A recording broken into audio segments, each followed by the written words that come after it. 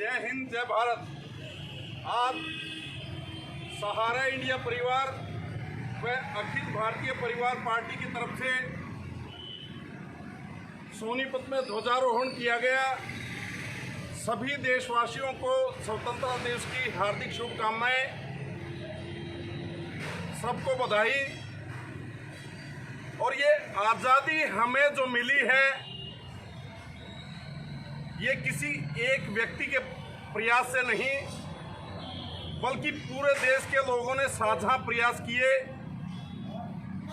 अनेक लोगों ने शहादत दी। बापू गांधी ने अपने हिसाब से अहिंसा की लड़ाई लड़ी। भगत सिंह जी, चंद्रशेखर आजाद, राजगुरु सुखदेव, इन लोगों ने अपने तरीके लड़ाई लड़ी।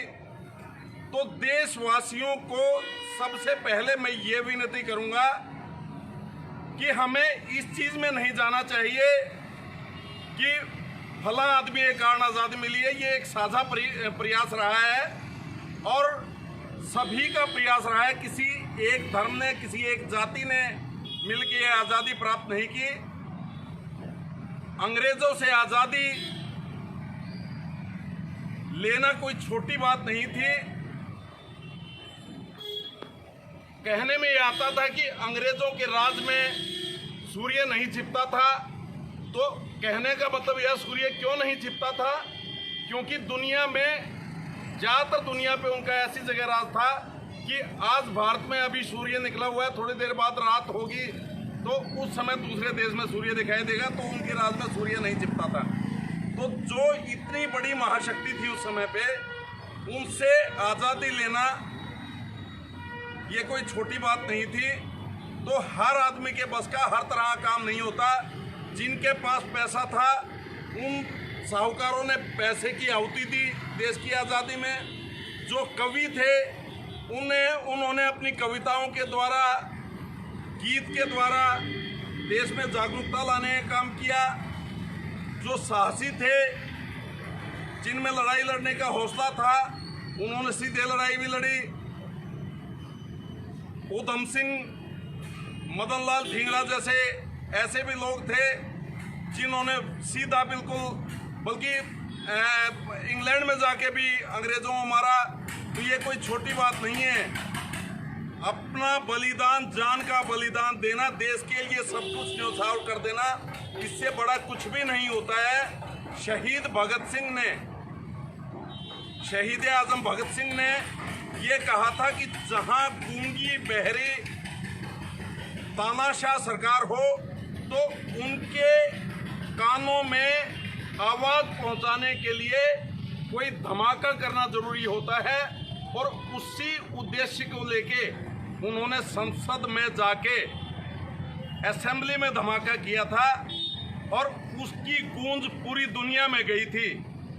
तो उनको पता था कि ये करने के बाद मैं जिंदा नहीं बचूंगा, लेकिन उनको ये विश्वास था कि एक भगत सिंह जाएगा तो अनेक भगत सिंह पैदा होंगे। तो हर आदमी ने अपने हिसाब से देश में जागृति लाने का काम किया और जागृति लाके तभी ये देश आज़ाद हुआ। सुभाष चंद्र बोस ने पूरे दूसरे देशों से मिलके, अपने देश से लोग इकट्ठे करके आज़ाद हिंद फौज का निर्माण किया। और आज़ाद हिंद फौज ने अंग्रेज़ों के दांत खट्टे करने के लिए अपना पूरा जान न्यौछावर कर दी उस समय के हमारे बुजुर्गों ने। तो यही बात मैं पूरे देश में अखिल भारतीय परिवार पार्टी व सहारा इंडिया की तरफ से हम देश के लोगों को यही एक वो देना चाहते संदेश कि सब मिल के रहें। एकता में बल है।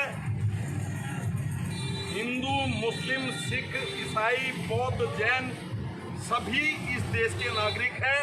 इस देश में किसी एक आदमी का खून नहीं, सबके खून से ये मिट्टी सींची गई है, तब ये आज़ादी प्राप्त हुई है। जय हिंद, जय भारत।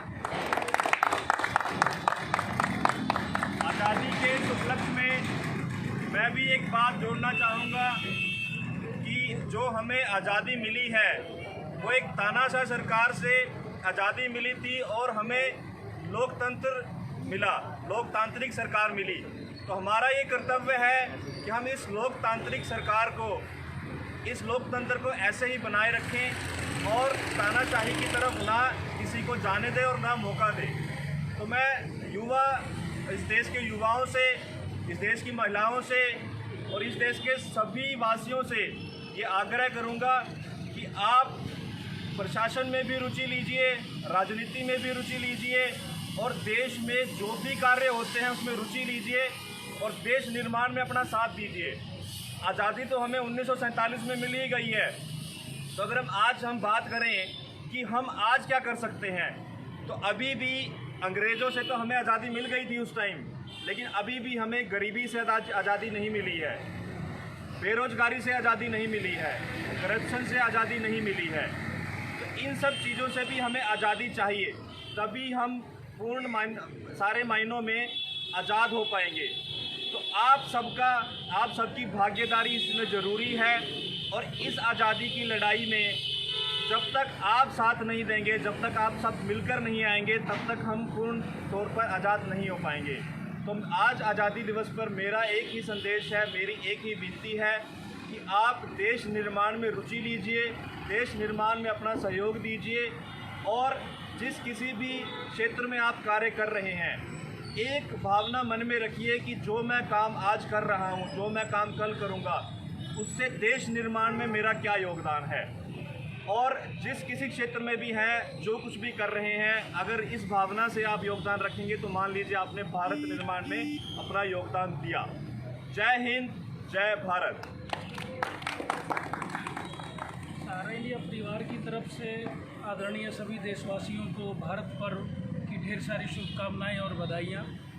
हमारे माननीय प्रबंधक जो है श्री सारा श्री जी हमेशा एक बात कहा करते हैं कि देश में जाति धर्म सभी अलग अलग हो सकते हैं, लेकिन भारत पर्व जैसी जो एक परंपरा है जिसके अंदर केवल जो है भारत माता की पूजा की जाती है, इस तरह की परंपरा पूरे देश में पैदा होनी चाहिए, जिससे कि देशभक्ति की भावनाएं उत्पन्न हो सके और पूरे देश के नागरिक एकजुट होकर अपनी भावनाओं को व्यक्त कर सकें। तो भारत पर्व पर दोबारा से सभी लोगों को, सभी देशवासियों को ढेर सारी शुभकामनाएं और बधाइयाँ। धन्यवाद।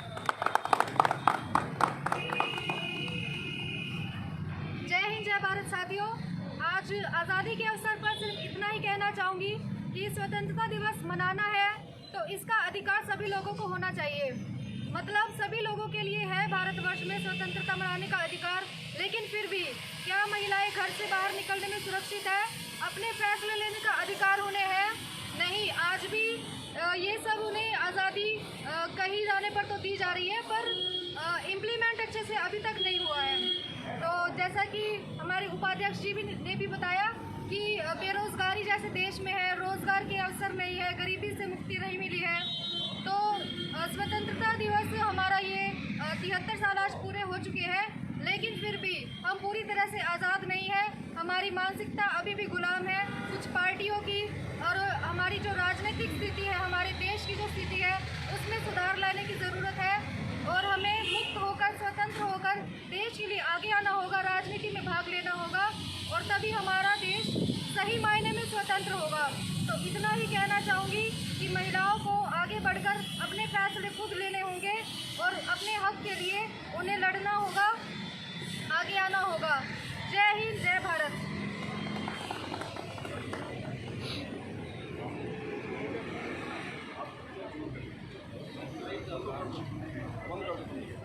जय हिंद, जय हिंद, जय भारत। भारत